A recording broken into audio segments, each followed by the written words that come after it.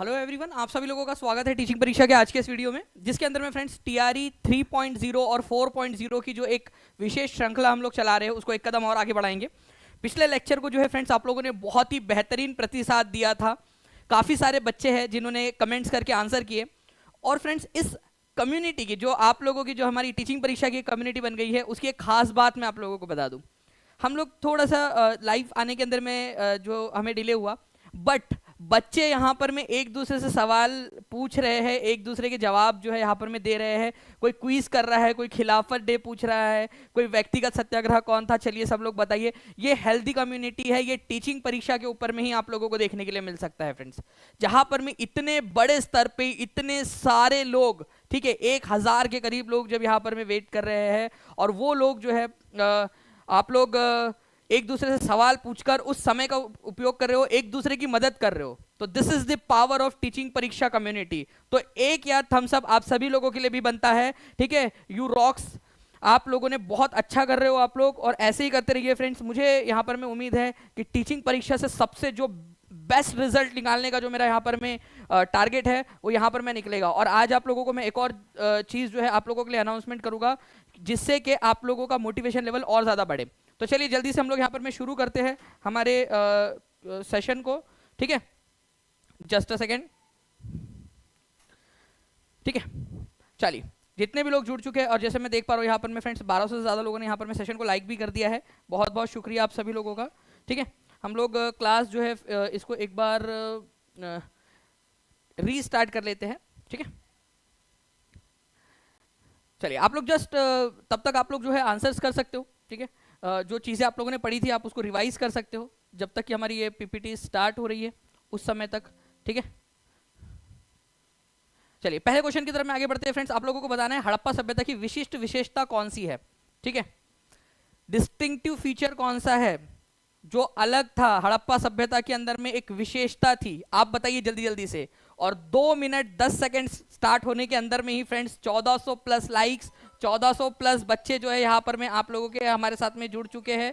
उन सभी लोगों का बहुत बहुत स्वागत है, ठीक है। चलिए, तो हम लोग यहाँ पर में जो है फ्रेंड्स हमारे इस क्वेश्चन को अगर हम लोग देखें तो हड़प्पा सभ्यता की विशिष्ट विशेषता कौन सी थी, तो ये यहाँ पर में थी फ्रेंड्स की इसमें सील पाई जाती थी, मुहरें पाई जाती थी, ठीक है। ये याद रखना है आप लोगों ने कि मुहरें इसके अंदर में पाई जाती थी, ठीक है। उसके बाद में इसमें अर्बन प्लानिंग आपको देखने के लिए मिलती थी, शहरी नियोजन था, शहरी व्यवस्था थी, शहर के अंदर में जो है यहाँ पर में ये व्यवस्था आप लोगों को देखने के लिए मिलती थी, ठीक है। उसके बाद में यहाँ पर में आपको ऑर्नामेंट्स, आभूषण भी देखने के लिए मिले हैं। यहाँ पर में आप लोग देख सकते हो कि कलाकृतियां बनाई गई थी, ठीक है। उस समय के अंदर में ब्रॉन्ज की मूर्ति थी ये, है ना। आप लोगों को पता है कि ये डांसिंग गर्ल के बारे में हमने देखा। कौन से शहर से मिली थी ये डांसिंग गर्ल, आप लोग बताइए जल्दी से। हड़प्पा का कौन सा शहर था, कौन से मटेरियल से बनी थी, जल्दी से ये भी कमेंट कर देंगे। एक एक कदम, एक एक दिन हम लोग रोज नई नई चीजें सीखते जा रहे हैं। सील ऑफ पशुपति महादेव, तो सील या मुहर जो है वो आपको बहुत सारी मिली है। जैसे कि यहाँ पर में पशुपति या महादेव जो है ना, शिव जी जो होते हैं उनके तरह दिखने वाला एक व्यक्ति है, ठीक है। तो हम लोगों ने इसका नाम ही पशुपति सील रख दिया है। अब हमें पता नहीं एक्चुअल में क्या है, लेकिन यहाँ पर में जो आर्कियोलॉजिस्ट है उन्होंने यहाँ पर में इसको पशुपति सील कहा है। जस्ट इसका अपीयरेंस इस तरीके का था, उस पर कुछ ना कुछ लिखावट होती थी, ठीक है। आप लोग देखोगे टाउन प्लानिंग आप लोगों को दिखती थी इस तरीके से, नगरीय व्यवस्था थी जहां पर में नगर बसे हुए थे, अनाज भंडार बनाए गए थे, ठीक है, ताकि अनाज को जरूरत पड़ने के लिए स्टोर करके रखा जा सके आप लोगों का। तो ये सारी की सारी चीजें, सील, अर्बन प्लानिंग, ठीक है, शहरी नियोजन, आभूषण, ऑर्नामेंट जिसको आप लोग कहते हो, वो सारी चीजें आप लोगों को देखने के लिए मिल रही है। तो जब आप लोग ये पढ़ रहे हो ना फ्रेंड्स, तो उसके साथ साथ में भी आप लोगों ने पढ़ना है। आभूषण मतलब होता है ऑर्नामेंट्स, ठीक है, एक इंग्लिश का शब्द। जो भी नए बच्चे, क्योंकि काफी सारे बच्चे होंगे, ठीक है, जिन्होंने हिंदी मीडियम से पढ़ाई की होंगी, ठीक है, उन लोगों को भी यहाँ पर में सीखने के लिए मिल रहा है ये सारी की सारी चीजें। तो इनको भी आप लोगों ने अच्छे से करना है। कितने लोग हैं यहाँ पर में जिन्होंने वर्नाकुलर लैंग्वेज से पढ़ाई की है, ठीक है, जल्दी से बता दीजिए ताकि मुझे भी समझ में आ सके कि आप लोग कितना बढ़िया तरीके से आप लोग प्रोग्रेस कर रहे हो। तो D is the answer, actual question exam में पूछा गया, ठीक है। चलिए आगे बढ़ते हैं हम लोग फ्रेंड्स यहाँ पर में हमारे नेक्स्ट क्वेश्चन की तरफ में, और भी जो क्वेश्चन है हमारे उनको हम लोग देखेंगे, ठीक है। ये आप देख सकते हो फ्रेंड्स कि किस तरीके से ये एक ग्रेट बात था। जल्दी से बताइए ये ग्रेट बात कहाँ मिला है, बहुत ज्यादा इंपॉर्टेंट क्वेश्चन ये ग्रेट बात, ठीक है। महान स्नानागार आपको हड़प्पा सभ्यता के कौन से शहर से मिला है। नेक्स्ट क्वेश्चन, आपको बताना है निम्नलिखित कथनों में से कौन सा वाला सही है। और फ्रेंड्स आपको बता दूं ये क्वेश्चन जो है ना एक नहीं कम से कम 4 मार्क्स के बराबर का एक क्वेश्चन है ये, ठीक है, 4 मार्क्स के बराबर का एक क्वेश्चन है आपका। कैसे, मैं आपको बताता हूं। एनसीईआरटी से जो इंपॉर्टेंट चीज है वो लेकर ये क्वेश्चन एग्जाम में पूछा गया, ठीक है, एग्जाम में पूछा गया प्रश्न है ये आप लोगों का। A bunch of old letters was written by doctor Rajendra Prasad. क्या bunch of old letters Rajendra Prasad ji के द्वारा लिखा गया था, हाँ या ना, आप लोग देखेंगे। ब्रह्मदत्त वाज द सेकंड सत्याग्रही, और आज वो जाता है यूनिकॉर्न या समथिंग, कोई व्यक्ति थे जिन्होंने आज ही आप लोगों से कमेंट में यहाँ पर मैं सवाल पूछा, ठीक है, जब क्लास थोड़ी सी क्लास को समय था तो वो सवाल पूछ रहे थे बाकी अपने साथियों के इंप्रूवमेंट के लिए, तो उन्होंने पूछा कि पहले सत्याग्रही कौन थे, तो ब्रह्मदत्त जो है क्या सेकंड सत्याग्रही थे, आप लोग बताइए। इंडियन स्ट्रगल जो है वो सुभाष चंद्र बोस जी के द्वारा लिखी गई है पुस्तक, इंडियन स्ट्रगल, ठीक है, जल्दी जल्दी से ये भी बता देंगे आप सभी लोग। नाउ फ्रेंड्स, अब मैं आप लोगों को इस क्वेश्चन की तरफ मैं आगे लेकर चलूँ, ठीक है, ये क्वेश्चन तो मैं आप लोगों को दिखाऊंगा ही, लेकिन उससे पहले मैं यहाँ पर मैं आप लोगों को जो है ना, ठीक है, कुछ पॉइंट्स दिखाना चाहता हूँ। ये देखिए फ्रेंड्स, सपनों वाली क्लास नंबर 3 7 फरवरी 2024 को हुई थी, ठीक है, उसमें का क्वेश्चन, उसमें मैंने ये क्वेश्चन कराया था, अब बंच ऑफ ओल्ड लेटर्स के लेखक कौन है, ठीक है, और यहाँ पर मैंने आप लोगों को बताया था अब बंच ऑफ ओल्ड लेटर्स के लेखक है पंडित जवाहरलाल नेहरू, और उनकी सारी इंपॉर्टेंट जो बुक्स है वो आप लोगों को यहाँ पर मैंने करवाई थी, ठीक है, उनको यहाँ पर मैं दिखाई मैंने आप लोगों को, ठीक है, उनकी जो इंपॉर्टेंट वाली बुक्स थी आप यहाँ पर मैं देख सकते हो, ये हमारी पेड क्लास जो सपनों वाली क्लास थी उसका वीडियो है, ठीक है। उसके बाद में आप लोग देखिए स्वतंत्रता संग्राम के दौरान विनोबा भावे के बाद दूसरा व्यक्तिगत सत्याग्रही कौन था, ये भी क्लास आप लोगों की, ठीक है। क्वेश्चन फिर से दिखाऊंगा मैं आपको, क्वेश्चन का आंसर तो आप लोगों ने करना ही करना है, जल्दी जल्दी से बताइए। ओके, तो दूसरा व्यक्तिगत सत्याग्रही कौन था, तो दूसरा व्यक्तिगत सत्याग्रही कौन थे, जल्दी से बताइए यहाँ पर में। तो इसका आंसर जो था वो था नन ऑफ दी अबव, क्योंकि पंडित जवाहरलाल नेहरू जो है उसके दूसरे व्यक्तिगत सत्याग्रही थे। देखिए यहाँ लिखा है आप लोगों को पंडित जवाहरलाल नेहरू, ठीक है, जवाहरलाल नेहरू थे। ब्रह्मदत्त तीसरे व्यक्तिगत सत्याग्रही थे, तीसरे नंबर के। हो गया आप लोगों का 2 पॉइंट क्लियर, देखा आप लोगों ने, उसी में से क्वेश्चन बनाया आप लोगों का। पहले कौन थे, विनोबा भावे, दूसरे कौन थे, पंडित जवाहरलाल नेहरू। ये क्लास का है, ये सपनों वाली क्लास का जो हमारी पेड क्लास है उसके अंदर में से बना हुआ क्वेश्चन। थर्ड नंबर के जो थे वो आप लोगों से बोला था बताओ जल्दी से, ठीक है, कि कौन थे आप लोगों के, ब्रह्मदत्त थे थर्ड नंबर के, ठीक है। इस तरीके से आप लोगों को यहाँ पर मैं पढ़ाया था। अब आते हैं हम लोग यहाँ पर में, और ये देखिए विनोबा भावे के बाद दूसरा व्यक्तिगत सत्याग्रही कौन थे, तो पंडित जवाहरलाल नेहरू थे, ठीक है। ये आप लोगों को देखिए यहाँ पर में ब्रह्मदत्त थे तीसरे नंबर के, ये भी बताया आप लोगों को, ये याद रखना है आप लोगों ने, ब्रह्मदत्त। अब आप लोगों को जो है फ्रेंड्स ये क्वेश्चंस तो मैं दिखा ही रहा हूँ, ठीक है, ये बुक भी दिखा रहा हूँ आपको, डिस्कवरी ऑफ इंडिया नाम की पुस्तक पंडित जवाहरलाल नेहरू की है, glimpse of world history Pandit Jawaharlal Nehru की है, यूनिटी ऑफ इंडिया, ठीक है, इंडिपेंडेंस एंड आफ्टर, ठीक है, और इंडिया एंड द वर्ल्ड, ठीक है। तो इंडिया एंड द वर्ल्ड ये जो पुस्तक है ये भी इन्होंने लिखी है। ये आपको इसके सारे क्वेश्चंस मैं आप लोगों को कराऊंगा। अब इस क्वेश्चन का आंसर करिए आप सभी लोग, कौन सा वाला सही है, ऑप्शन एलिमिनेट करिए यहाँ पर में, ठीक है। अवनीश त्रिपाठी जो है यहाँ पर में, अवनीश त्रिपाठी जो है उनको हम उनको लग रहा है कि रिकॉर्डेड क्लास है, तो अवनीश त्रिपाठी जो है इनको मैं यहाँ से हाइड कर देता हूँ, ताकि अवनीश त्रिपाठी जो है आराम से मस्त पे कि अपना आराम से सो सके कि भाई चलो यार रिकॉर्डेड क्लास है ना, चलिए तो बाद में आराम से, ठीक है, फिर देखूंगा करके। तो अवनीश टाटा बाय बाय, ठीक है, सायोनारा, होशियार। चलिए, तो बंच ऑफ ओल्ड लेटर्स जो है वो आप लोगों को अभी मैंने बताया कि पंडित जवाहरलाल नेहरू की पुस्तक है। किसकी है आप लोगों ने लिखना है, पंडित, ठीक है, जवाहरलाल नेहरू की पुस्तक है, सभी लोग लिखेंगे, तो ये वाला गलत है आप लोगों का। ब्रह्मदत्त जो है वो सेकंड नंबर के है बोल रहा है, आप लोग बताइए कितनेवें नंबर के थे यहाँ पर में, ठीक है, तो ये भी गलत हो गया आप लोगों का। तो आंसर जो है ये वाला सही है। एक नया पॉइंट आपको सीखने मिला, इंडियन स्ट्रगल नाम की पुस्तक किसने लिखी थी, सभी लोग लिखेंगे, जल्दी से लिखिए, इंडियन स्ट्रगल पुस्तक किसने लिखी है, जल्दी से सेशन को लाइक एंड शेयर भी करते रहिए फ्रेंड्स। 2000 का आंकड़ा पार हो जाना चाहिए यहाँ पर में लाइक्स का, क्योंकि 2400 से ज्यादा बच्चे यहाँ पर में जुड़ते गए हैं आप लोगों के 10 मिनट के अंदर में ही। इंडियन स्ट्रगल नाम की जो पुस्तक है सुभाष चंद्र बोस ने लिखी थी, ये आप लोगों का इंपॉर्टेंट है। ये तीनों के तीनों पॉइंट्स आप लोग मुझे लिख कर दोगे कमेंट के अंदर में, ये मैं आप लोगों को कह रहा हूँ आप लोगों की भलाई के लिए, ठीक है। इस पर अब इंडिविजुअल क्वेश्चंस बनेंगे आगे में जाकर, एनसीईआरटी बेस्ड पॉइंट्स है। आगे बढ़ते हैं हम लोग यहाँ पर में, ठीक है। देखिए यहाँ पर मैं ये क्वेश्चन जो है आप लोगों को करवा चुका हूं मैं, ठीक। भूदान आंदोलन ब्लैंक द्वारा शुरू किया गया था, भूदान आंदोलन किसने शुरू किया गया था, जल्दी किसने शुरू किया था जल्दी बताएंगे, और पॉइंट्स लिखते जाइए आप सभी लोग, 1800 प्लस लाइक्स हो चुके हैं। जल्दी जल्दी से सेशन को लाइक एंड शेयर, और जिन लोगों ने अभी अब तक टीचिंग परीक्षा चैनल को सब्सक्राइब नहीं किया है, चैनल को सब्सक्राइब करके बेल आइकन दबा दीजिए, ताकि आगे भी आप लोगों को ऐसे ही वीडियोस जो है वो मिलते रहे। तो भूदान आंदोलन के बारे में अगर हम लोग बात करें फ्रेंड्स, तो सबसे पहली बात तो ये भूदान आंदोलन है क्या, ठीक है। भूदान आंदोलन मतलब क्या है, भूदान आंदोलन, ठीक है। भूदान आंदोलन, वेरी गुड। देखिए फ्रेंड्स, भूदान आंदोलन जो है ना, ये आपका 1951 के अंदर में, मतलब आजादी के बाद चलाया गया आंदोलन था। कई सारे लोग थे जिनके पास में बड़ी बड़ी जमीन के टुकड़े थे, और कुछ लोग बेचारे ऐसे थे, या तो बहुत छोटी जमीन, या तो बेचारों के पास कुछ जमीन थी ही नहीं, ठीक है। मजदूर थे, दूसरों के खेती में जाकर जो है, खेत में जाकर काम किया करते थे। तो भूदान आंदोलन जो है विनोबा भावे जी ने चलाया, और विनोबा भावे जो है उन्होंने यहाँ पर में ये कहा कि भाई हमें क्या करना चाहिए, जिसके पास बहुत सारी जमीन है उसको भूमि दान करनी चाहिए दूसरे लोगों को जिनके पास में जमीन नहीं है, ठीक है। ये था भूदान आंदोलन। तो भूदान आंदोलन के प्रणेता थे Vinoba Bhave.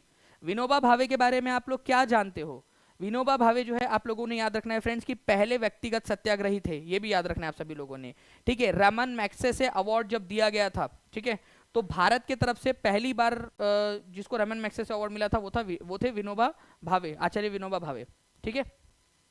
The first Indian recipient of Raman Magsaysay award. Okay, direct question आप लोगों से पूछा जा सकता है, कौन थे? विनोबा भावे। रमन मैग्सेसे अवार्ड को आप लोगों को पता होना चाहिए फ्रेंड्स कि एशिया का नोबेल भी कहा जाता है। तो समाज जो है यहाँ पर में आप लोगों के सेवा के लिए इनको दिया गया था, विनोबा भावे जी को, ठीक है। चलिए,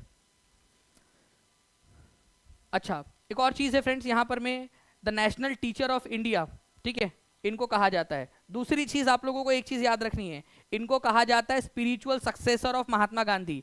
महात्मा गांधी के उत्तराधिकारी। उत्तराधिकारी कौन होता है? जनरली आपका बेटा होता है, ठीक है, बेटी भी हो सकती है, ठीक है, लेकिन जनरली बेटे को उत्तराधिकारी बोला जाता है कि भाई इसने इसकी विरासत को आगे लेकर गया। होता है कि नहीं होता है कि हम आपके घर में लड़का पैदा हुआ तो आप लोग बोलते हैं हमारे घर में चिराग पैदा हुआ है, पता नहीं ऐसे ऐसा चिराग पैदा हुआ, उसको घसेंगे तो जिन निकलेगा, ठीक है, चिराग पैदा हुआ है, ऐसा बोलते हैं ना लोग, ठीक है। तो चिराग जो आपकी विरासत को आगे लेकर जाएगा, सक्सेसर बनेगा आपका आगे जाकर, तो वही स्पिरिचुअल सक्सेसर, मतलब कि गांधी जी की जो आध्यात्मिक जो पहचान थी उसको आगे बढ़ाने वाला व्यक्ति किसको माना जाता है? तो विनोबा भावे को माना जाता है, ये याद रखना है आप लोगों ने, ठीक है। चलिए, तो विनोबा भावे को नेशनल टीचर ऑफ इंडिया किसको कहा जाता है? तो आचार्य विनोबा भावे को कहा जाता है, ये भी याद रखना है आप सभी लोगों ने। ये उत्तराधिकारी नहीं, किसी ने यहाँ पर मैं केवल उत्तराधिकारी लिखा, सोनम कुमारी जी, सुमन कुमारी जी, उत्तराधिकारी नहीं, स्पिरिचुअल सक्सेसर या आध्यात्मिक उत्तराधिकारी, आपने ये याद रखना है, आध्यात्मिक उत्तराधिकारी, ये क्वेश्चन बनेगा आप लोगों से, ठीक है। चलिए नाउ फ्रेंड्स, अब देखिए ये बहुत ही इंपॉर्टेंट वाला क्वेश्चन है, और इस क्वेश्चन को हर एक बच्चे ने सॉल्व करना है, हर एक बच्चा पूरा का पूरा, जल्दी से। जी हाँ, हमारे भारत के अंदर में जो है फ्रेंड्स भूदान आंदोलन जो है आप लोगों का, इसको याद रखेंगे आप सभी लोग, ठीक है। ये जो भूदान आंदोलन है इसको ब्लडलेस रिवॉल्यूशन के नाम से भी जाना जाता है, bloodless revolution of India, bloodless revolution of India, रक्तहीन क्रांति, भारत की रक्तहीन क्रांति किसको कहते हैं? तो भूदान आंदोलन को कहते हैं। टीम से मैं रिक्वेस्ट करूंगा कि प्लीज इसके ऊपर में भी बेसिक क्वेश्चन ऑलरेडी टीआरई में आ चुका है, उसको भी लगा दिया जाए, ब्लडलेस रिवॉल्यूशन, ठीक है। Among the following historical events which one of the chronologically the first one, ठीक है, कौन सा वाला पहले हुआ था? अब मैं चाहूंगा कि आप लोग एक एक करके मुझे सारी चीजों के बारे में बताएं कि कौन कौन सी चीजें कौन कौन से साल के अंदर में घटित हुई थी, ठीक है। ये भी अपने आप में एक इंपॉर्टेंट पॉइंट है। जब अगर मैं क्रिप्स मिशन के बारे में आप लोगों से बात करूं, ठीक है, क्रिप्स मिशन ये 1942 के अंदर में भारत में आया था, ठीक है। क्रिप्स मिशन के फेल हो जाने के बाद में कौन सा आंदोलन शुरू हुआ था? ये लीक पेपर में आया था आप लोगों का, अभी जो पेपर लीक हुआ था 15 तारीख को आप लोगों का, उसमें आया था। और आपको बता दूं फ्रेंड्स कि कल से जो 65 पेपर्स आप लोगों को टीचिंग परीक्षा के ऐप पर अवेलेबल करवा रहे हैं, कल से पेपर्स अपलोड करना स्टार्ट कर दिए हमने, ठीक है। कितने लोगों ने पेपर देखना स्टार्ट कर दिया है? आपको सॉल्यूशन के साथ में टेस्ट फॉर्मेट के अंदर में पेपर्स अवेलेबल करवाना स्टार्ट कर दिए, ठीक है। तो और भी बहुत सारे पेपर्स आपको 10 तारीख तक का पूरा समय, पूरा 10 तारीख तक सारे पेपर्स आप लोगों को अवेलेबल हो जाएंगे। देखिए काफी सारे लोग हैं यहाँ पर में जिन्होंने देख लिया है, कई सारे मैं देख रहा था स्टैटिस्टिक्स में अटेम्प्ट भी करना स्टार्ट कर दिया उन लोगों ने, ठीक है।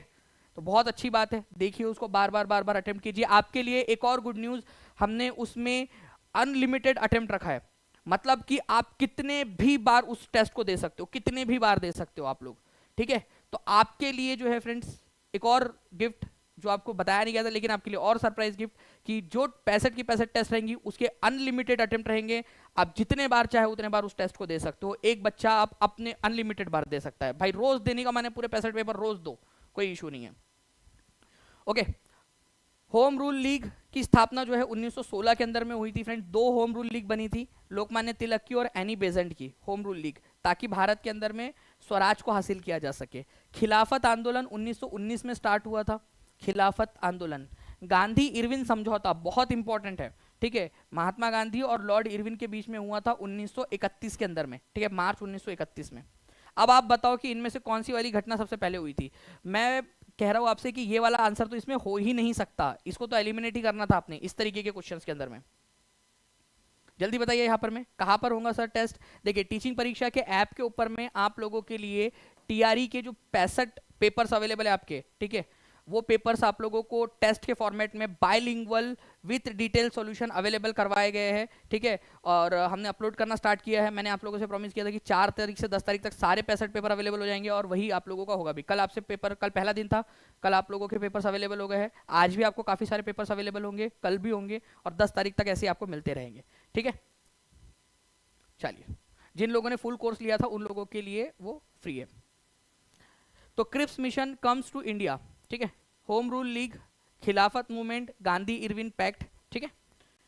कौन सा वाला पहले हुआ था, तो इनमें से जो है फ्रेंड्स अगर आप लोग देखोगे तो होम रूल लीग जो है वो पहले क्रोनोलॉजिकली पहले स्थापित हुए थे 1916 के अंदर में। B is the correct answer, ठीक है, answer is option number B.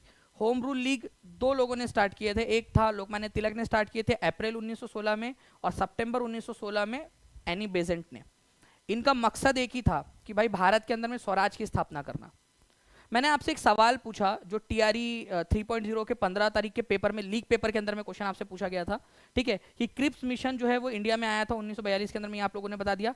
इसके फेल हो जाने के बाद में कौन सा आंदोलन शुरू हुआ था जब ये मिशन फेल हो गया, जल्दी बताओ। एंड 3000 से ज्यादा बच्चे जुड़ चुके हैं फ्रेंड्स हमारे 20 मिनट के भी अंदर अंदर में, और 2000 से भी ज्यादा, ठीक है, और जैसे मैं बोल रहा हूँ उसी समय के अंदर में 2100 से ज्यादा बच्चों ने यहाँ पर सेशन को लाइक कर दिया है, ठीक है, तो बहुत बहुत शुक्रिया आप सभी लोगों का। तो क्विट इंडिया मूवमेंट स्टार्ट हुआ था, क्विट इंडिया मूवमेंट, भारत छोड़ो आंदोलन, ठीक है, ये याद रखना है। चलिए नाउ फ्रेंड, नेक्स्ट क्वेश्चन की तरफ में हम लोग आगे बढ़ते हैं। इस क्वेश्चन का आंसर हर एक बच्चा करेगा, अभी बताया हूं मैंने आप लोगों को, एक्चुअल क्वेश्चन है आप लोगों का, टीआरई के अंदर में पूछा गया, किसी भी जीएस के अंदर में पूछा जा सकता है आप लोगों का। जो ट्रेंड था आपका लीक पेपर के अंदर में, उससे ये जो समझ में आई थी चीज है, इसी वजह से आपको करा रहा हूं। बताइए, इनिशिएटेड द ब्लडलेस रिवॉल्यूशन, इनमें से ब्लडलेस रिवॉल्यूशन किसने स्टार्ट किया था, ये बताएंगे आप सभी लोग। Shakuntala Bai, Vinoba Bhave, Jason Reddy, none of the above, more than one of the above. अगर आप लोगों का यहाँ विनोबा भावे दिया है तो विनोबा भावे जी ने स्टार्ट किया था। बताओ ब्लडलेस रिवॉल्यूशन कौन सी चीज को हम लोग कह रहे हैं, revision is the key to success, revision ही आप लोगों के प्रगति का आधार है, ठीक है। आप लोगों को बताना है कि कौन से वाले आंदोलन की यहाँ पर में बात हो रही है हमारी। जल्दी से आप लोग सभी लोग कमेंट करके बताएंगे, और एक एक बच्चे का मेरे को कमेंट मिल जाना चाहिए। आपकी रिवीजन होगी, आपके माइंड की ट्रेनिंग होगी इसके अंदर में। Blood race revolution, Vinoba Bhave हमने आंसर लगाया, लेकिन कौन से वाले बात हो रही है और उस आंदोलन का साल कौन सा था। मैं बस एक चीज आप लोगों को बता दूं फ्रेंड्स, ठीक है, कि जो आप लोग लिख रहे हो भूदान आंदोलन, ठीक है, यह आंदोलन स्टार्ट कहां से हुआ था। अब एक और क्वेश्चन आप लोगों के नॉलेज बैंक में ऐड कर लीजिए, स्टार्ट कहां से किया गया था इसको, ठीक है। तो ये स्टार्ट हुआ था 1951 के अंदर में, ठीक है, पोचमपल्ली से, पोचमपल्ली, सभी लोग लिखेंगे पोचमपल्ली, यहां से स्टार्ट हुआ था। आज ये पोचमपल्ली नाम की जगह तेलंगाना के अंदर में पड़ती है, उस समय मद्रास प्रांत में आती थी ये, ठीक है, लेकिन जो है अभी ये पड़ती है तेलंगाना के अंदर में। फिर मद्रास से पहले आंध्र प्रदेश अलग हुआ, फिर आंध्र प्रदेश से फिर 2014 के अंदर में आपका तेलंगाना अलग हुआ, तो पोचमपल्ली आज के तेलंगाना में पड़ती है। तो भूदान आंदोलन की स्थापना जो है शुरुआत पोचमपल्ली से हुई थी, ये आप याद रखोगे, ये बहुत ही इंपॉर्टेंट वाला पॉइंट है आप लोगों का, ठीक है, याद रहेगा आप सभी लोगों को, लिख दीजिए सभी के सभी लोग। और फ्रेंड्स आप लोगों को एक और अभिनंदन, ठीक है, कि आप लोगों का 1800 प्लस चैट रेट चल रहा है, मतलब आप बहुत ही स्पीड में आंसर कर रहे हो। लीजिए आप लोगों के लिए एक और क्वेश्चन, आपके एक्चुअल एग्जाम का क्वेश्चन, टीआरई का एक्चुअल क्वेश्चन आपके बीपीएससी की वेबसाइट से निकाला गया। बताइए टेस्ट के बारे में बता दीजिए सर, कैसे परचेस करूँ टेस्ट। नीचे में एक नंबर चल रहा है 761110110196978844, उस पर कॉल या व्हाट्सएप कर दीजिए, या फिर टीचिंग परीक्षा के ऐप पर चले जाइए, वहां पर में भी आप डायरेक्टली कर सकते हो, ठीक है, डायरेक्टली आप ले सकते हो उसको।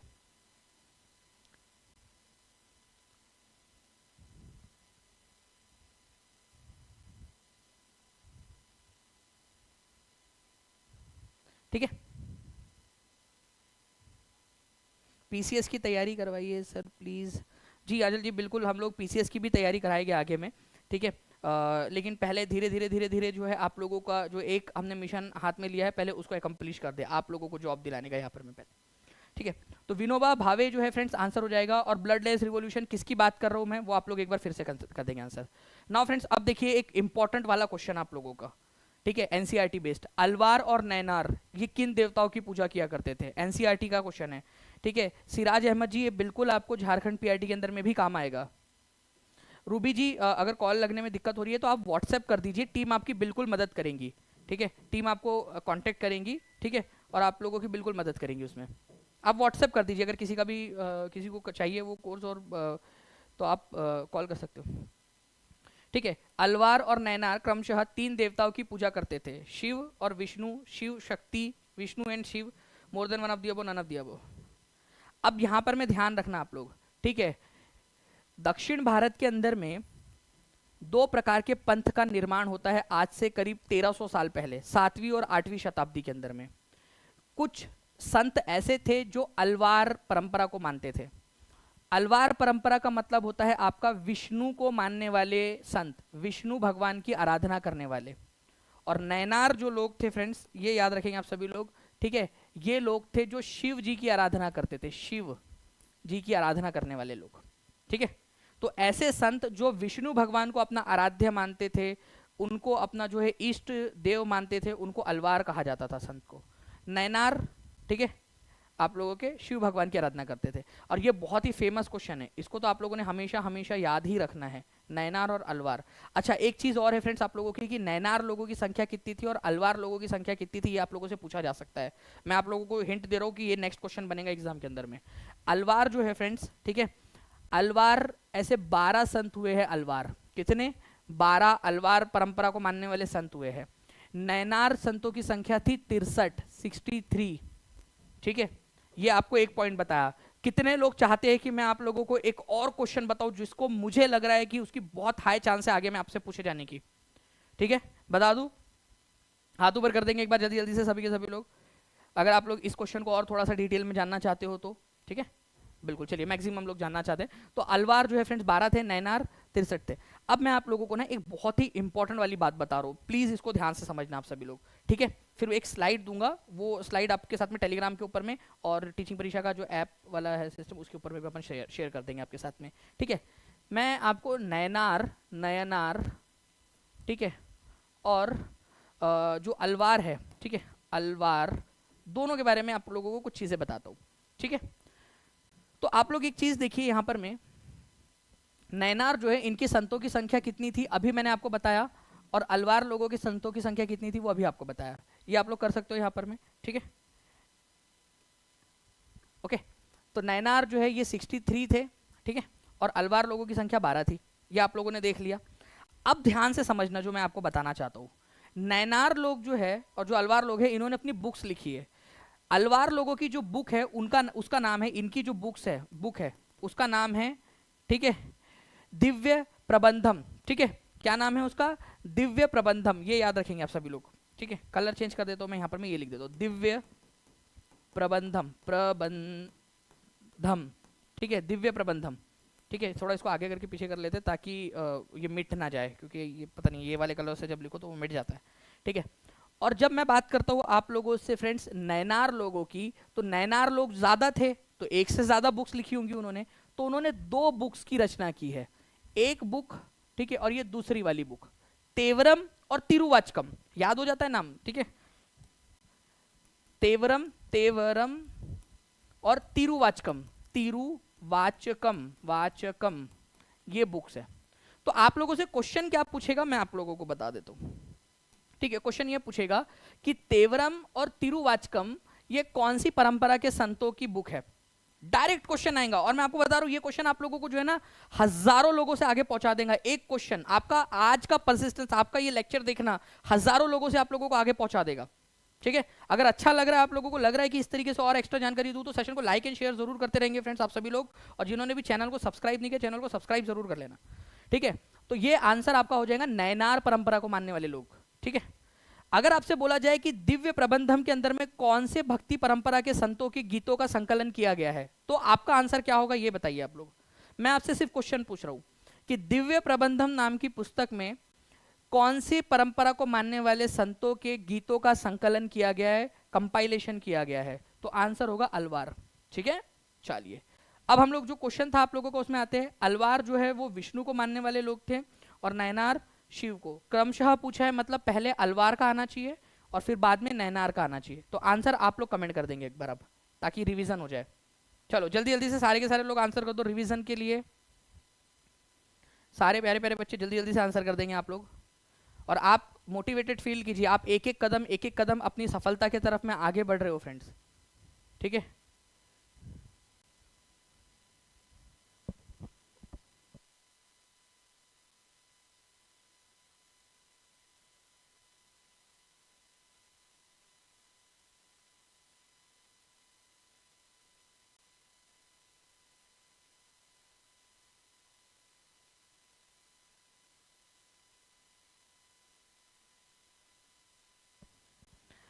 आंसर कर दिया फ्रेंड्स आप सभी लोगों ने, बहुत बढ़िया। ठीक है, चैट रेट भी आप लोगों का आगे बढ़ गया है। आंसर इस ऑप्शन नंबर सी। ठीक है, नेक्स्ट क्वेश्चन की तरफ में जल्दी से हम लोग आगे बढ़ते हैं। ठीक है, ये पूरी की पूरी चीज़ जो है आप लोगों को जो आप लोगों को क्लास के अंदर में पेड क्लास में आपको पता है कि आपको क्लास की पीटीज जो है वो मिल जाती है रिवीजन के लिए, तो वहाँ से भी आप लोग इसको रिवीजन कर सकते हो। ठीक है, ये पूरा का पूरा भक्ति जो आंदोलन है उसके बारे में दिया है, मैं आपको इसके ऊपर में भी क्वेश्चन करवाऊंगा ही। जल्दी से बताइए यहाँ पर मैं आप सभी लोग। ठीक है, भारत में प्रेस का जनक किसे कहा जाता है, ये बताएंगे आप सभी लोग।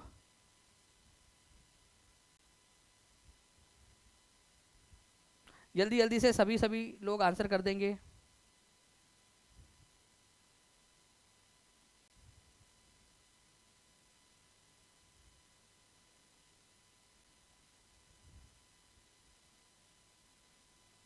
बहुत बढ़िया, जैसे कि मैं यहाँ पर मैं कंटिन्यूअसली देख रहा हूँ फ्रेंड्स आप लोगों के कमेंट्स के अंदर में कमेंट्स आप लोगों के आ रहे हैं।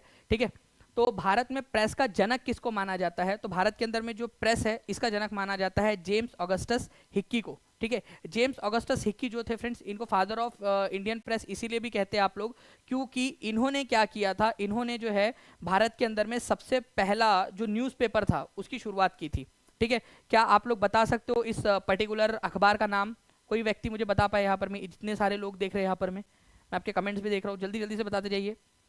भारत में स्टार्ट हुआ सबसे पहला न्यूज़पेपर जो जेम्स ऑगस्टस हिक्की ने बनाया था उसका नाम क्या था।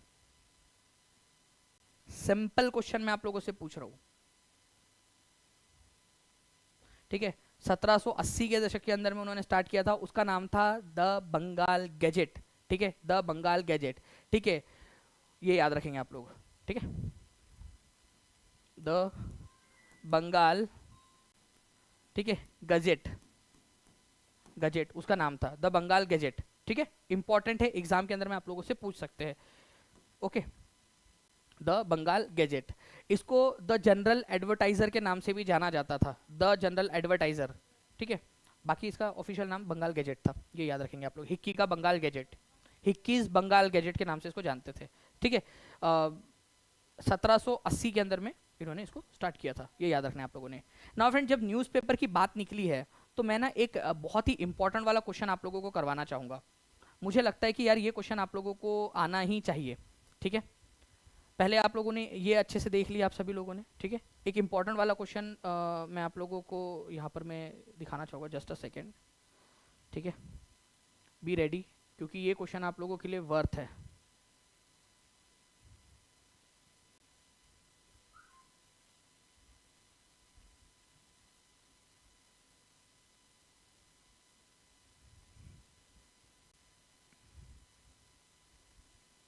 चलिए,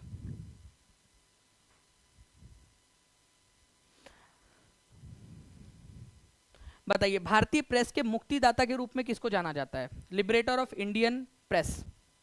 बहुत ही इंपॉर्टेंट क्वेश्चन है और इसको तो है आप लोग बहुत ज़्यादा इंपॉर्टेंट, वेरी इंपॉर्टेंट, मार्क कर लेंगे आप लोग सभी के सभी लोग, ठीक है।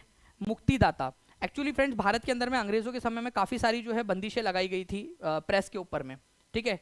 तो 1835 से 36 के समय में भारत के गवर्नर जनरल के रूप में, ठीक है, गवर्नर जनरल ऑफ इंडिया के रूप में जो है इन्होंने काम किया है। सेकंड गवर्नर जनरल थे ये हमारे भारत के, ठीक है, लॉर्ड विलियम बेंटिक के बाद में governor general of India second number के। बंगाल के गवर्नर जनरल अलग थे, फिर आपको पता है ना कि 1833 में गवर्नर जनरल ऑफ बंगाल की पोस्ट का नाम बदल के गवर्नर जनरल ऑफ इंडिया कर दिया गया था। लॉर्ड विलियम बेंटिक भारत के पहले गवर्नर जनरल थे, 1833 के अंदर में बने, ठीक है। उसके बाद में दूसरे नंबर पे जो आए थे वो थे चार्ल्स मेटकाफ, ठीक है। तो चार्ल्स मेटकाफ जो है इनको भारत के अंदर में प्रेस का मुक्तिदाता कहा जाता है, रिपन को नहीं। रिपन ने तो बाद में चलो ठीक है उन्होंने वर्नाकुलर प्रेस एक्ट था उसको हटाया था, लेकिन एक्चुअल में जो मुक्तिदाता कहा जाता है भारत के अंदर में, जिसके बाद में भारतीय अखबारों की बाढ़ सी आ गई थी, वो थे चार्ल्स मेटकाफ। काफ़ी सारी बंदिशों को उन्होंने हटा दिया था भारत के अंदर में अखबार खोलने पर जो बंदिशें लगाई गई थी, चार्ल्स मेटकाफ, ठीक है। तो answer is option number C, ठीक है। तो ये है तुम्हारे मौसी का लड़का चार्ल्स मेटकाफ, ठीक है, ये याद रखेंगे आप सभी लोग। इनको liberator of the Indian press के नाम से जानते हैं, चार्ल्स मेटकाफ को, प्लीज इसको याद रखिए आप सभी लोग, बहुत इंपॉर्टेंट है। लॉर्ड रिपन ने वर्नाकुलर प्रेस एक्ट हटाया था, जो तुम्हारे मामा का लड़का जो था लॉर्ड लिटन उसने लगाया था, ठीक है। लॉर्ड लिटन ने लगाया था 1878 में, 1878 में वर्नाकुलर प्रेस एक्ट, जिसको बाद में लॉर्ड रिपन ने हटा दिया था। वो एक अलग घटना है, बट एक्चुअल में liberator of the Indian press, जिसने बहुत सारी चीज़ें की इंडियन प्रेस को बढ़ावा देने के लिए, वो थे चार्ल्स मेटकाफ, ठीक है। चार्ल्स मेटकाफ सेकेंड नंबर के भारत के गवर्नर जनरल, ठीक है, second governor general of India लिख देता हूँ क्योंकि मुझे लगता है कि ये भी क्वेश्चन बन सकता है इसी वजह से, ठीक है। जल्दी जल्दी से फ्रेंड्स सेशन को लाइक एंड शेयर करते रहेंगे आप सभी लोग, जितने भी लोग मैं देख पा रहा हूँ यहाँ पर मैं 3700 के करीब बच्चे यहाँ पर में जुड़ चुके हैं, ठीक है। आज 4500 का टारगेट हम लोगों ने कंप्लीट करना है, ठीक है। चलिए, सुरक्षा परिषद में किसने अस्थायी सदस्य होते हैं? भाई ये तो बहुत इंपॉर्टेंट क्वेश्चन है, ठीक है। बिहार एस्टेट टीजीटी में ऑलरेडी आ चुका है आप लोगों का क्वेश्चन, सुरक्षा प्रतिशत, ठीक है। जल्दी जल्दी से बताइए। जितने भी नए लोग हमारे साथ में जुड़े हैं फ्रेंड्स, वो टीचिंग परीक्षा चैनल को सब्सक्राइब करके बेल आइकन जरूर दबा देंगे, ठीक है, ताकि आप लोगों को आगे में भी इसी तरह से वीडियोस जो है वो मिलते रहे, ठीक है। तो देखिए सुरक्षा परिषद में कितने अस्थायी सदस्य थे, तो अस्थायी सदस्य होते हैं। तो आपको बता दूं सुरक्षा परिषद क्या है। पहली बात तो आपको याद रखना है कि यूनाइटेड नेशंस, ठीक है, इसकी स्थापना की गई थी 1945 में। ये पूरा का पूरा आपको पढ़ाया है मैंने, यूनाइटेड नेशंस के बारे में पूरा डिटेल में पढ़ाया है कोर्स के अंदर में मैंने आपको, ठीक है। यूनाइटेड नेशन के काफी सारे अंग होते हैं, ठीक है, उनमें से एक उसका अंग है security council, security council, council जिसको आप लोग जो है फ्रेंड सुरक्षा परिषद के नाम से जानते हो। इसमें टोटल लोग जो होते हैं वो होते हैं 15, ठीक है, 15 सदस्य होते हैं इसके अंदर में, जिसमें से आपके, ठीक है, जिसमें से 5 जो है वो परमानेंट होते हैं, परमानेंट, परमानेंट का मतलब जो हमेशा रहेंगे उसमें से, ठीक है, और 10 जो बच गए हैं वो टेम्पररी रहते हैं, हर 2 साल में चेंज होते हैं, टेम्पररी, ठीक है। कार्यकाल कितना होता है? 2 साल का होता है इनका, 2 साल का, 2 साल में चेंज होते रहते हैं ये इसका मतलब है। तो मैंने आपको क्या बताया, यूनाइटेड नेशन जिसकी स्थापना 1945 में 24 अक्टूबर 1945 को हुई थी, उसके काफ़ी सारे अंग है, जनरल असेंबली, ठीक है, सिक्योरिटी काउंसिल्स और बहुत सारे एडमिनिस्ट्रेटिव डिपार्टमेंट वगैरह। सिक्योरिटी काउंसिल जो है फ्रेंड्स इसमें इंपॉर्टेंट मुद्दों पर चर्चा की जाती है। इसमें 15 सदस्य होते हैं, जिसमें से 5 तो परमानेंट है। अब ये 5 परमानेंट कौन से देश है, जल्दी से आप लोग कमेंट करके बताएंगे। क्या आपको नहीं लगता इस पर क्वेश्चन बन सकता है? टीम प्लीज जल्दी से बच्चों के लिए एक रिवीजन के लिए क्वेश्चन अभी नहीं, लास्ट में रख दीजिए, लास्ट में देखते हैं कि कितने लोग इसको याद रख पाते हैं। कौन से लोग हैं यहाँ पर में जो कौन कौन से देश है जो 5 परमानेंट मेंबर है। मैं यहाँ पर मैं आप लोगों के लिए लिख भी देता हूँ, मेरे साथ साथ में लिखते जाओ, ठीक है। एक तो यूएसए खुद है, ठीक है। उसके बाद में जो है फ्रेंड्स आप लोगों ने याद रखना है आप लोगों का, ठीक है, यूके हो जाएगा, या जिसको ब्रिटेन भी बोलते हो। कितने लोग चाहते हैं यूके, ब्रिटेन, इंग्लैंड के ऊपर में मैं एक बहुत अच्छा सा वीडियो आप लोगों के लिए बना दूं आसान भाषा में, कैसे उनका प्रशासन चलता है, इंग्लैंड में क्या फर्क है, वेल्स में क्या फर्क है, स्कॉटलैंड में क्या फर्क है, ठीक है, और कैसे वो लोग काम करते हैं। अगर आपको जानना है तो मुझे बताना कमेंट में, मैं आपको सबसे ईजिएस्ट लैंग्वेज में, मतलब अब तक जिसने किसी ने भी उसके एडमिनिस्ट्रेशन के ऊपर में वीडियो नहीं बनाया आज तक कि वो काम कैसे करता है करके, ये सिस्टम इनका, ठीक है, वो बना दूंगा मैं आप लोगों के लिए। यूएसए हो जाए, यूके या ब्रिटेन, जो भी आप लोग कहना चाहो, ठीक है, फ्रांस, ठीक है, फ्रांस, रशिया, और एक है, ठीक है, चाइना, ठीक है, चाइना। तो ये 5 जो है ये परमानेंट मेंबर है। इनके पास में एक स्पेशल जो है ये दैव्य शक्ति है, मतलब समझ जाओ कि ऐसा लगता है कि जैसे इन लोगों के पास में एक हथियार है, बहुत बड़ा हथियार है, ठीक है। वो इन लोगों ने वीटो पावर अपने पास में रख लिया है, वीटो पावर, ठीक है। वीटो वज्रदंती नहीं है यहाँ, वीटो पावर। वीटो पावर का मतलब ये होता है कि अगर कोई भी प्रस्ताव इस सिक्योरिटी काउंसिल के अंदर में आता है, ठीक है, ये 5 लोग और 10 और जो कि हर 2 साल के अंदर में चेंज होते रहते हैं, तो अगर कोई भी प्रस्ताव यहाँ पर में आता है तो उस प्रस्ताव को अगर पास कर दिया गया और कोई एक देश है जिसने उस पर रोक लगा दी कि नहीं मैं नहीं चाहता ये, मैं इस पर वीटो लगाता हूँ, तो वो उसको रोक सकता है। मैं एक एग्जांपल देता हूँ। हम लोग चाह रहे थे हाफिज सईद को आतंकवादी घोषित करना, ठीक है, लेकिन सब लोग हमारे साथ में थे पूरे के पूरे, ठीक है, 14 के 14 देश, ठीक है। लेकिन जो चाइना था ना, वो क्या करता था पता है, चाइना उस पर वीटो लगा देता था। पाकिस्तान तो है ही उसकी, मतलब समझ जाओ आप लोग, ठीक है, उसका दोस्त, ठीक है, चड्डी बड्डी। तो यहाँ पर में जो है फ्रेंड, चाइना क्या करता था, उसके ऊपर में वीटो लगा देता था और बार बार रोक देता था उसको, हमारे प्रस्ताव को रुकवा देता था, ठीक है, सिक्योरिटी काउंसिल में। वीटो पावर बोलते हैं इसको, ठीक है। तो ये बेसिकली आपका सिक्योरिटी काउंसिल का है। नाउ फ्रेंड्स, निम्नलिखित में से किस राज्य में काली मिट्टी पाई जाती है? ये आई थिंक शायद टीआरई 2 के अंदर में पूछा गया प्रश्न था आपका। जल्दी से इसका आंसर कर देंगे आप सभी लोग।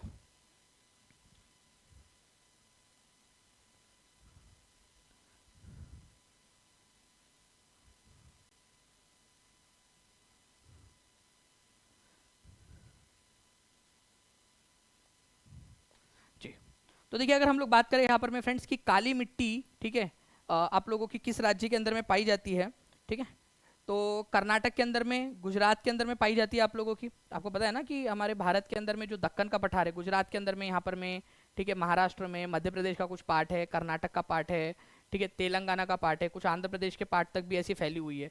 तो यहाँ काली मिट्टी पाई जाती है। तो यहाँ A and B is the answer. तो answer is option number D, more than one of the above.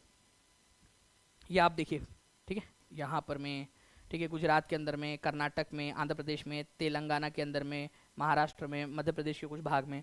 ऊपर में उत्तराखंड में नहीं पाई जाती। वो उत्तराखंड के अंदर में जो पाई जाती है वो है आप लोगों की फॉरेस्ट सॉइल, ठीक है, वो अलग है।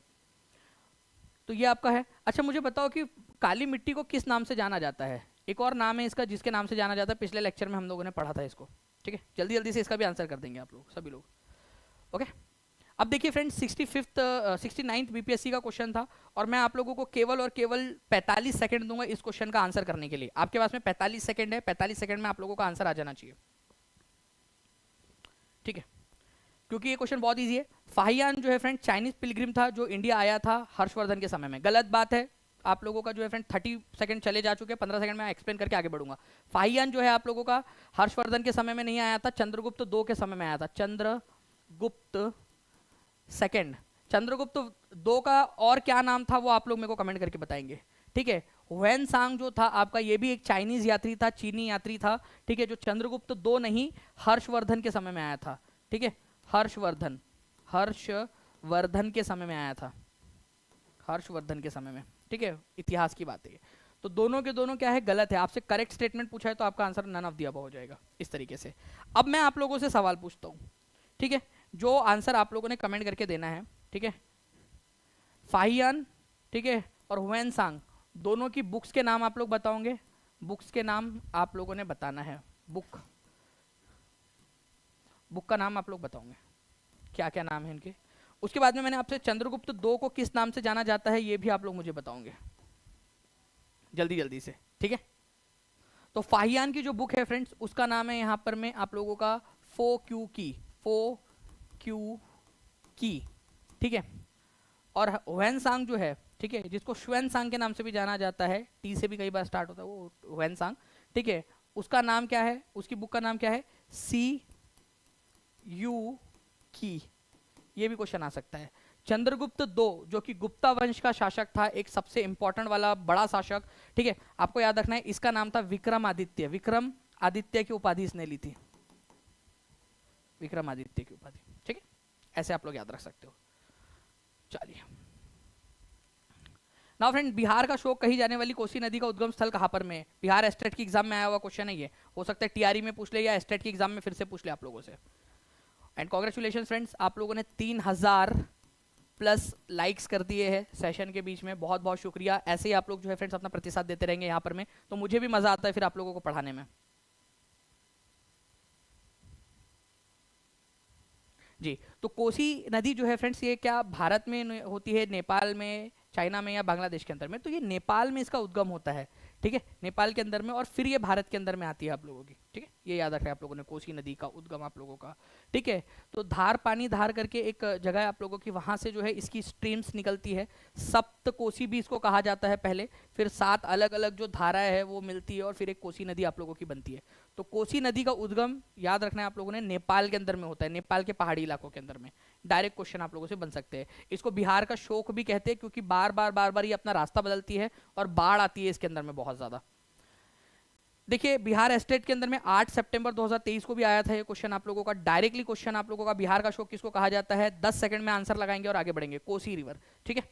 नेक्स्ट क्वेश्चन की तरफ में आगे बढ़ते हैं। बिहार का शोक किस नदी को कहा जाता है? एस्टेट के अंदर में 18 सितंबर को क्वेश्चन पूछा गया शिफ्ट नंबर 6 के अंदर में, ठीक है। तो आप लोग आंसर लगाइए, मैं आगे बढ़ रहा हूँ इसके अंदर में, आप लोग आंसर लगाओगे। बिहार का शोक किसको कहा जाता है, ठीक है। भारत का संविधान सभा की संघ संविधान समिति के अध्यक्ष कौन थे? इंपॉर्टेंट क्वेश्चन, ठीक है। यूनियन कॉन्स्टिट्यूशन कमेटी के क्वेश्चन, अध्यक्ष कौन थे यूनियन कॉन्स्टिट्यूशन कमेटी के? और आप लोगों को ये करवाया है, पूरी की पूरी लिस्ट आप लोगों को दिया है मैंने, ठीक है। मैं इसका आंसर जो है जस्ट एक बार के लिए छुपा देता हूँ ताकि आप लोगों को पहले मैं लिस्ट दिखाऊं फिर आपसे क्वेश्चन पूछूं। देखिए जो रूल्स एंड प्रोसीजर्स है, संविधान सभा को चलाना है तो रूल रेगुलेशन प्रोसीजर एस्टेब्लिश करनी पड़ेंगी, राजेंद्र प्रसाद उसके अध्यक्ष थे। स्टीयरिंग कमेटी मतलब संचालन कमेटी की किस तरीके से संविधान सभा को चलाया जाएगा, राजेंद्र प्रसाद थे। Finance and staff committee Rajendra Prasad थे। अब बात आती है यूनियन पावर कमेटी, ठीक है। तो यूनियन में सबसे ज्यादा पावरफुल इंसान कौन था, ठीक है, केंद्र के अंदर में? तो जवाहरलाल नेहरू, प्रधानमंत्री थे ना, ठीक है, तो जवाहरलाल नेहरू, ठीक है। केंद्रीय संविधान समिति जो केंद्र सरकार का संविधान है, मतलब पूरे भारत पर जो लागू होने वाला है, जवाहरलाल नेहरू। प्रांतीय संविधान समिति, अगर किसी प्रांत में संविधान बनाना हो तो, वैसे से केवल एक ही राज्य था जहां पर में संविधान बन रहा था, वो था जम्मू कश्मीर, अब वो भी हट गया है, ठीक है। तो प्रांतीय संविधान समिति वल्लभ भाई पटेल, ठीक है। और ड्राफ्टिंग कमेटी के थे डॉक्टर बी आर अम्बेडकर। ये समझ में आया ना आप लोगों को ये चीज अभी?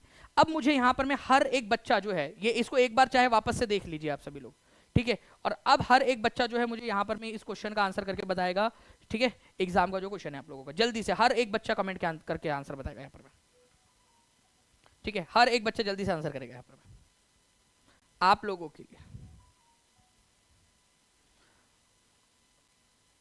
सर आप इतना रिवीजन करा देते हो कि हमेशा के लिए याद हो ही जाता है। चलो राइडर हर्ष जी बहुत बहुत शुक्रिया। और मैं आपसे फिर से यही कहूंगा कि revision is the key to success. जितना ज़्यादा रिवीजन करोगे उतना ज़्यादा आगे बढ़ोगे, बाकी लोगों से आगे बढ़ते जाओगे आप लोग, ठीक है।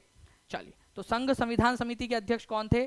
तो पंडित जवाहरलाल नेहरू थे, ये याद रखना आप लोगों ने। अगर प्रांतीय संविधान समिति का बोला जाए, प्रोविंशियल कॉन्स्टिट्यूशन कमेटी या प्रांत राज्य की संविधान समिति, वल्लभ भाई पटेल थे उसके अंदर में, ठीक है।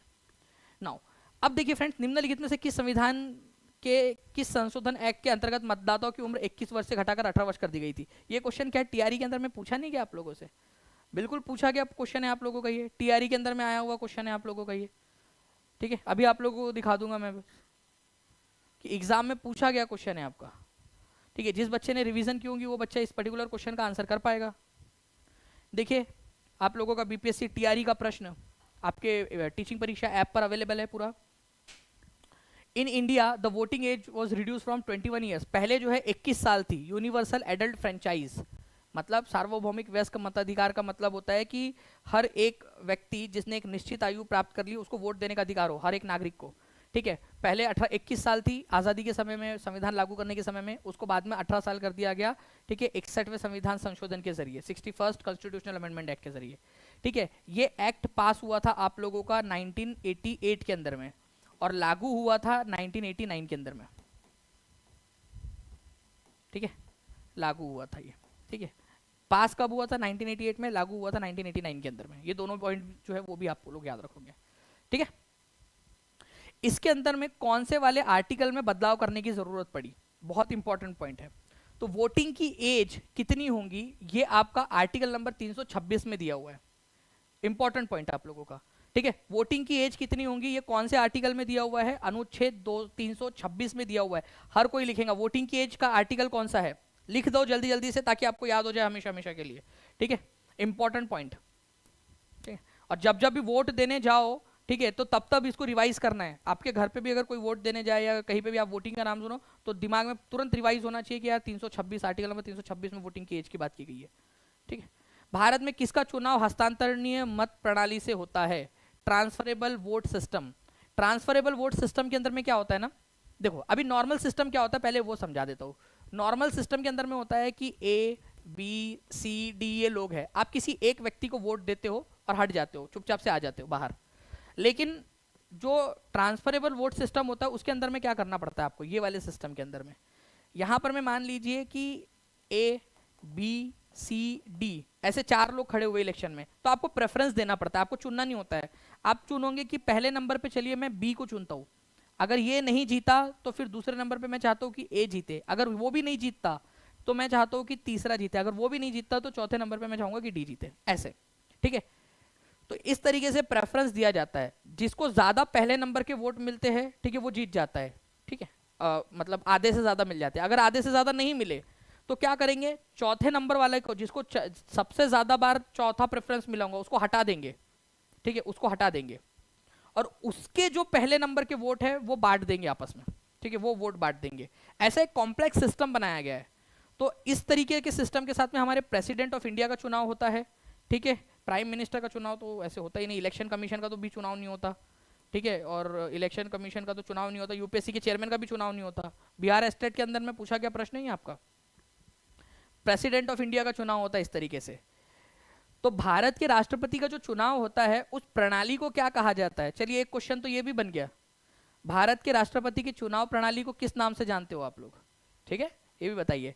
और मैं आप लोगों से ये भी जानना चाहूंगा कि इस समय हमारे, ठीक है, इस समय हमारे भारत की जो राष्ट्रपति है वो कौन से नंबर की राष्ट्रपति है? बता देंगे आप सब लोग कौन से नंबर की राष्ट्रपति है, पहली, दूसरी, तीसरी, चौथी, ठीक है, कौन से नंबर की राष्ट्रपति है?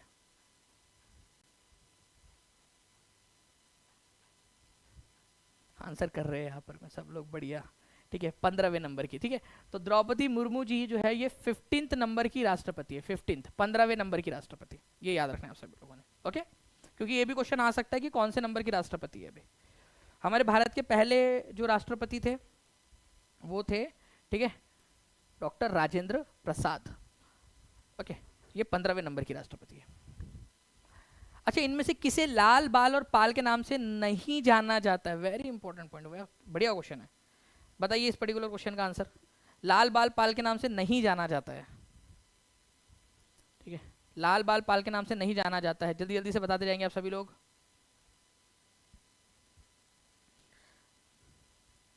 बहुत बढ़िया, चलिए। तो 4000 जो है फ्रेंड्स यहाँ पर में बच्चे हमारे साथ में जुड़ गए हैं, 3200 से ज़्यादा, 3250 से ज़्यादा लोगों ने लाइक कर दिया है। तो जल्दी जल्दी से सेशन को जो है फ्रेंड्स ऐसे ही लाइक्स भी करते रहेंगे आप सभी लोग, और चैनल को सब्सक्राइब करके बेल आइकन जरूर दबा देना है। तो देखिए, बाल गंगाधर तिलक, ठीक है, लाला लाजपत राय, बिपिन चंद्र पाल, इनको जाना जाता है। किसको नहीं जाना जाता बोल रहा है तो none of the above answer हो जाएगा। जितने भी लोग डी आंसर लगा रहे हैं उन सबका गलत है। कितने लोगों का सही आंसर हुआ है ई? जल्दी से हाथ ऊपर करके जो है कॉन्फिडेंस फील कर सकते हो, क्योंकि काफी सारे लोगों ने डी आंसर लगाया है। तो समझना है आप लोगों से, आपसे पूछा गया है कि कौन सा वाला नहीं है, तो बाल, लाल बाल पाल, कौन सा नहीं है? तो भाई ये तीनों है, तो answer none of the above हो जाएगा यहाँ पर में। तो answer is option number E, ठीक है, ऐसे आप लोगों ने याद रखना है, ओके। तो लाला लाजपत राय, बाल गंगाधर तिलक, बिपिन चंद्र पाल, इन लोगों को जो है फ्रेंड्स लाल बाल पाल के नाम से जाना जाता था। अच्छा चलो एक बात बताओ कि ये लोग नरम दल के नेता थे या गरम दल के नेता थे? क्योंकि कांग्रेस में 2 प्रकार के लोग हुआ करते थे। जो लोग प्यार से बात करना चाहते थे अंग्रेजों से, जो लोग चाहते थे कि कोई हड़ताल ना की जाए, अंग्रेजों को एप्लीकेशन देकर अपने काम करवाए जाए, वो लोग नरम दल के नेता थे, मॉडरेट्स कहा जाता था उनको। उनमें आते थे आपके, ठीक है, गोपाल कृष्ण गोखले, दादा भाई नौरोजी, ठीक है, फिरोज शाह मेहता, ये सारे लोग जो है जो शुरुआती लोग थे ये नरम दल के लोग थे, ठीक है। ए.ओ. ह्यूम नरम दल के नेता थे। कुछ थे गरम दल के नेता जिनका मानना था कि भाई लातों के भूत बातों से नहीं मानते, अंग्रेजों के तो नाक में दम करना पड़ेगा तभी जाकर जो है यहाँ पर में हमें अधिकार मिलेंगे। तो गरम दल के नेता लाला लाजपत राय, बाल गंगाधर तिलक, बिपिन चंद्र पाल, अरविंदो घोष, ये लोग गरम दल के नेता थे। एक्सट्रीमिस्ट कहा जाता है इन लोगों को, ठीक है, एक्सट्रीमिस्ट या फिर आमूल परिवर्तनवादी, अगर बहुत ज्यादा ही हिंदी में चले जाए तो, ठीक है। अब कितने लोग रेडी है ठीक है, फास्ट रिवीजन के लिए, जल्दी से बताइए, फास्ट रिवीजन, एकदम ताबड़तोड़ रिवीजन के लिए, ठीक है। बताओ भारतीय सुरक्षा परिषद में कितने स्थायी सदस्य, एकदम 1 2 3 4 5 6 7 8, खत्म। तो संयुक्त राष्ट्र सुरक्षा परिषद के अंदर में स्थायी सदस्यों की संख्या 5 है। जल्दी से मेरे को पांचों के नाम आप लोग बताएंगे एकदम फास्ट, ठीक है, जल्दी जल्दी से एकदम, ठीक है। आप लोगों को 20 सेकंड का समय दे रहा हूँ, 20 सेकंड के अंदर में आप लोगों ने नाम लिख देना है यहाँ पर, मैं एकदम स्पीड में 20 सेकंड्स के अंदर में पांचों के पांचों नाम, ठीक है। यूएसए, यूके, फ्रांस, रशिया, ठीक है, चाइना, खत्म। ये 5 जो है परमानेंट नेशंस है। नेक्स्ट क्वेश्चन की तरफ मैं आगे बढ़ने से पहले बता दूं, बहुत सारे एग्जाम में क्वेश्चन आ चुका है। नेक्स्ट क्वेश्चन की तरफ में आगे बढ़ते हैं हम लोग यहाँ पर में, ठीक है। आप लोगों का आपको बताना है transferable, single transferable vote system जो है कौन से इलेक्शन में यूज होता है। Andhra Pradesh police constable exam के अंदर में आ चुका है फ्रेंड्स। आप लोगों के लिए बहुत अपॉर्चुनिटीज खुल रही है ये पढ़ने के बाद में, सारे लेक्चर देखने के बाद में। जल्दी जल्दी से बताइए आप सभी लोग, ठीक है, सभी के सभी लोग जल्दी जल्दी से आंसर करते जाएंगे, ठीक है। एकल संक्रमणीय मत प्रणाली के माध्यम से कौन से चुनाव, किसका चुनाव किया जाता है। लोकसभा के मेंबर का नहीं किया जा सकता, नहीं किया जाता, आपको पता है, आप एक ही टिक लगाते हो। आप एक टिक क्या, आप एक ही बटन दबाए ना, आपने मल्टीपल लोगों को थोड़ी वोट दिया। वाइस प्रेसिडेंट ऑफ इंडिया का जो है वो किया जाता है फ्रेंड्स, ठीक है। असेंबली का नहीं किया जाता, स्पीकर ऑफ लोकसभा का भी नहीं किया जाता, ठीक है। तो आपका आंसर होगा भारत के उपराष्ट्रपति का। तो राष्ट्रपति और उपराष्ट्रपति और राज्यसभा के 3 लोगों का किया जाता, 3 इलेक्शंस होते हैं जो इससे होते हैं हमारे सिंगल ट्रांसफरेबल वोट से। President of India, president, vice president and members of Rajya Sabha, members of Rajya Sabha, Rajya Sabha, ये 3 लोग हैं फ्रेंड्स। देखिए बार बार ऐसे क्वेश्चन आ रहा है ना आप लोगों का, क्वेश्चन क्या आ रहा है कि सिंगल ट्रांसफरेबल वोट सिस्टम। अगर आप लोग कहोगे तो मैं पूरा सिस्टम भी आपको समझा दूंगा किसी एक लेक्चर में, क्योंकि 10 से 15 मिनट लग जाएंगे इसको पूरा समझाने में आप लोगों को एग्जांपल के थ्रू, बट मैं बहुत आसान भाषा में आपको समझा सकता हूँ, ठीक है। संक्रमणीय मत प्रणाली या एकल हस्तांतरणीय मत प्रणाली के नाम से इसको जानते हैं आप लोग। और इसमें 3, भारत में 3 चुनाव होते हैं इससे, प्रेसिडेंट, वाइस प्रेसिडेंट और member of Lok Sabha, member of Rajya Sabha का, ठीक है। बस ये 3 याद रखना आप लोगों ने। तो इस क्वेश्चन का आंसर सिंपल सा वाइस प्रेसिडेंट ऑफ इंडिया हो जाएगा। नेक्स्ट क्वेश्चन, बिहार का शोक कहा जाता है किसे, ठीक है। आप लोग आंसर कर देंगे, 5 सेकंड का समय आप लोगों के पास में केवल, ठीक है। इस क्वेश्चन के लिए तो केवल 5 सेकंड, खत्म, 5 सेकंड आप लोगों के। आगे बढ़ते हैं, ठीक है। बहुत सारे एग्जाम्स में आ चुका है, आप लोग देख सकते हो। नेक्स्ट क्वेश्चन आपका, संयुक्त राष्ट्र सुरक्षा परिषद में, अब ये क्वेश्चन का आंसर आप लोगों का आज अगर आप लोगों ने लेक्चर देखा है तो आप लोग कर पाओगे, बताइए जल्दी से, ठीक है, जल्दी जल्दी से। सुरक्षा, ये एनटीपीसी के एग्जाम के अंदर में आप लोगों का आया है फ्रेंड्स, एनटीपीसी सीबीटी के एग्जाम के अंदर में आया हुआ क्वेश्चन है आपका। तो आंसर इसका हो जाएगा 5 परमानेंट, 10 नॉन परमानेंट मेंबर होते हैं। इनका कार्यकाल कितना होता है ये अब मुझे बताएंगे। कार्यकाल, कार्यकाल कितने साल का होता है, कितने साल का होता है, ईयर्स। देखिए कितने लोग यहाँ आंसर कर पा रहे हैं इसका, 4100 से ज्यादा लोग देख रहे हैं, जल्दी जल्दी से आंसर करते रहेंगे सभी लोग, ओके। चलिए, 20 the correct answer. Next, Bharat के राष्ट्रपति का चुनाव एक निर्वाचन मंडल द्वारा किया जाता है जिसमें कौन कौन शामिल है। भारत के राष्ट्रपति का चुनाव करने के लिए कौन कौन भाग लेता है। तो अगर मैं आप लोगों से एक बात बताऊं, भारत के राष्ट्रपति का चुनाव जब होता है ना फ्रेंड्स, ठीक है, तो वो कुछ इस प्रकार से होता है, ये याद रखेंगे आप सभी लोग, ठीक है। इसमें हमारी जो संसद है, ठीक है, उसके सदस्य, संसद, ठीक है, और विधानसभा, राज्य की जो विधानसभा है राज्य की, उसके सदस्य पार्टिसिपेट करते हैं। संसद में भी 2 प्रकार के लोग होते हैं, ठीक है, लोकसभा और राज्यसभा, ठीक है। और विधानसभा, तो चलो विधानसभा ही आप लोगों की है ना, विधानसभा हर राज्य के अंदर में होती है। उनके इलेक्टेड लोग पार्टिसिपेट करते हैं, केवल इलेक्टेड, ठीक है, इलेक्टेड लोग पार्टिसिपेट करते हैं। लोकसभा में जितने भी लोगों का चुनाव होकर गया होगा, वैसे तो अब सारे ही चुने हुए लोग होते हैं लोकसभा में। पहले 2 एंग्लो इंडियन लोगों को मनोनीत किया जाता था, अब वो प्रथा बंद हो गई, अब तो सारे ही लोग होते हैं लोकसभा में चुने हुए। राज्यसभा में सारे लोग चुने हुए नहीं होते, 12 लोगों को राष्ट्रपति मनोनीत करता है। तो क्या वो 12 लोग राष्ट्रपति के चुनाव में पार्टिसिपेट कर सकते हैं, हाँ या ना, जल्दी से आंसर करेंगे आप सभी लोग। सचिन तेंदुलकर एक मनोनीत सदस्य है। अभी हाल ही में सुधा मूर्ति जी, उनको राज्यसभा में मनोनीत किया गया, बिना चुनाव के राष्ट्रपति ने भेज दिया, 12 लोगों को भेज सकते। क्या वो लोग पार्टिसिपेट कर सकते हैं, नहीं, वो इलेक्टेड लोग होना चाहिए, ठीक है, संसद के। विधानसभा में भी, राज्य की विधानसभा में भी जो इलेक्टेड लोग होते हैं, जो चुने हुए लोग होते हैं, वही लोग वोट कर सकते हैं, ठीक है। तो आपको याद रखना है, member of Lok Sabha, Rajya Sabha, member of legislature and council. Council मतलब विधान परिषद। कुछ राज्य ऐसे हैं जिनमें विधानसभा के साथ विधान परिषद भी है, विधान परिषद के लोग पार्टिसिपेट नहीं करते भाई, ठीक है, तो ये तो गलत हो जाएगा। All the members of Lok Sabha and Rajya Sabha, Rajya Sabha और लोकसभा के ऑल मेंबर्स बोल रहा है भाई, नहीं इलेक्टेड लोग होते हैं, ये भी गलत है। Elected members of Lok Sabha and Rajya Sabha, ठीक है, elected members of Lok Sabha Rajya Sabha and the state legislature, ये एग्जैक्ट आंसर है आप लोगों का, सबसे क्लोजेस्ट आंसर डी। कितने लोगों ने आंसर लगा दिया था, हाथ ऊपर करके बता देंगे ताकि मैं यहाँ पर मैं उनके नाम देख लूँ। ठीक है, बहुत बढ़िया। नेक्स्ट क्वेश्चन की तरफ में आगे बढ़ते हैं फ्रेंड्स हम लोगों के। इस क्वेश्चन का आंसर जो डी हो जाएगा, D triple S B TGT का क्वेश्चन है ये आपका, तो बी कॉन्फिडेंट कि आप लोग जो है एग्जाम लेवल के क्वेश्चंस को सॉल्व कर पा रहे हो। नाउ फ्रेंड्स, निम्नलिखित में से कौन सा ग्रंथ पेरी अलवार, अंडाल, टोंडरी पोड्डी, अलवार, नम्मलवार इनके गीतों का संकलन है? अब नाम से ही समझ में आ रहा है अलवार लोग है ये लोग, अलवार। और मैंने अलवार जो है उन लोगों के नाम, उनकी पुस्तक का नाम आपको बताया था। मैंने आप लोगों से कहा कि जो अलवार परंपरा के संत है, ठीक है, उनकी बुक का नाम है, ठीक है, दिव्य प्रबंधम, दिव्य प्रबंधम, ठीक है,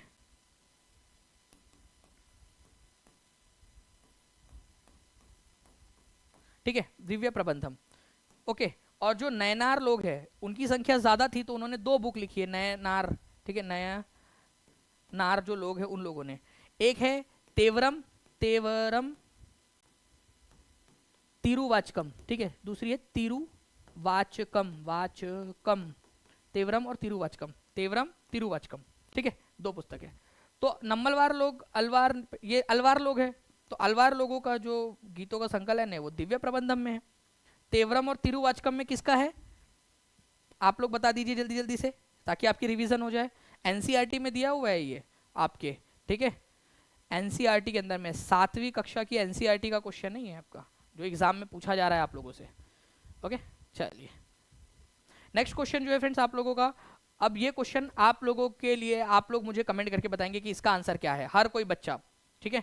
और मैं आप लोगों को फिर से बता दूं फ्रेंड्स कि जितने भी लोग हैं जो 65 जो पेपर्स है आप लोगों के, उनके साथ में जुड़ना चाहते हैं आप सभी लोग, तो आप लोग कर सकते हैं। जो लोग टीआरई 4.0 का फुल कोर्स, 3.0 का फुल कोर्स है जिनके पास में, उन लोगों का जो खर्चा है फ्रेंड्स वो टीचिंग परीक्षा उठा रहा है, बहुत हैवी एक्सपेंडिचर हो रहा है उसके ऊपर में, बहुत खर्च आ रहा है, ठीक है। बट कोई बात नहीं, जिन लोगों ने ट्रस्ट किया था उस समय में फुल कोर्स लेकर, तो उन लोगों को जो है हम लोग एज अ लॉयल्टी गिफ्ट वहाँ पर में दे रहे हैं, ठीक है। तो आप लोग उसके अंदर में जुड़ सकते हो, ठीक है। तो मिलते हैं फ्रेंड्स हमारे नेक्स्ट लेक्चर के अंदर में। आप लोगों का जो पूरे के पूरे 65 पेपर्स है आप लोगों के, ठीक है, वो आप लोगों के 10 तारीख तक पूरे अपलोड हो जाएंगे। कल अपलोड हो चुके हैं, काफ़ी सारे लोगों ने उसको जो है अटेम्प्ट करना भी स्टार्ट कर दिया है। तो पीआर आपके टीआरई 1, ठीक है, पीवाईक्यूज आप लोगों को दिए जा रहे हैं बाइलिंगुअल, ठीक है, टीआरई 1, ठीक है, टीआरई 2, ठीक है। और जो लीक पेपर हुआ था आप लोगों का, लीक्ड पेपर जो हुआ था आप लोगों का 15 मार्च का, 15 मार्च का, ठीक है, वो, ठीक है, वो भी पेपर आप लोगों का इसके अंदर में इंक्लूड रहेगा। पूरा का पूरा बाइलिंगुअल रहने वाला है, टेस्ट फॉर्म में, बाइलिंगुअल टेस्ट फॉर्मेट के अंदर में रहेगा आपका, ठीक है, विथ सॉल्यूशन रहने वाला है आप लोगों का, ठीक है, विथ सॉल्यूशन। तो आप लोग इसको चेकआउट कर सकते हो टीचिंग परीक्षा के ऐप के ऊपर में जाकर, ठीक है, या वेबसाइट पे जाके। और ओके, और इसके अलावा जो है फ्रेंड्स आप लोग जो नीचे नंबर चल रहा है उस पर व्हाट्सएप कर दीजिए, टीम आपसे कनेक्ट कर लेंगी, या फिर आप कॉल कर सकते हो। अगर कॉल ना लगे तो व्हाट्सएप आप लोग कर सकते हो, वो हो जाएगा आप लोगों का अरेंजमेंट, ठीक है। चलिए मिलते हैं हमारे नेक्स्ट क्लास में, तब तक के लिए thank you very much, take care and bye, God bless you all, thank you very much friends, bye, thank you. आप लोगों के लिए जो टेस्ट है, जो लोग बच्चे लाइव देख रहे थे इस क्लास को, उन लोगों के लिए टेस्ट का भी इंतजाम किया गया है।